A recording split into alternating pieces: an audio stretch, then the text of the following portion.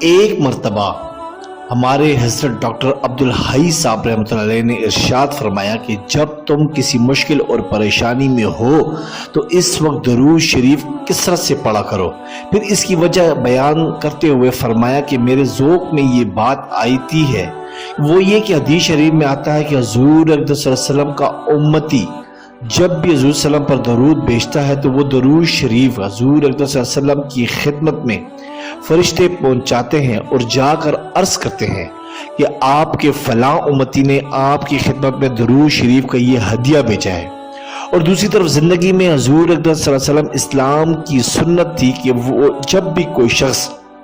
آپ کی خدمت میں کوئی ہدیہ پیش کرتا تو آپ اس کی مکافات ضرور فرماتے تھے، یعنی اس کے بدلے میں اس کے ساتھ کوئی نیکی ضرور فرماتے تھے۔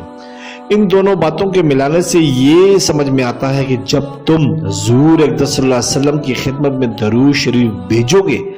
تو یہ ممکن نہیں ہے کہ سرکار دو عالم صلی اللہ علیہ وسلم اس کا بدلہ نہ دیں، بلکہ ضرور بدلہ دیں گے، اور وہ بدلہ یہ ہوگا کہ آپ اس امتی کے حق میں دعا کریں گے کہ اے اللہ، یہ میرا امتی جو مجھ پر درود بھیج رہا ہے وہ فلاں مشکل اور پریشانی میں مبتلا ہے، اے اللہ اس کی مشکل دور فرما دیجئے۔ تو اس دعا کی برکت سے انشاءاللہ اللہ تعالیٰ تمہیں اس مشکل سے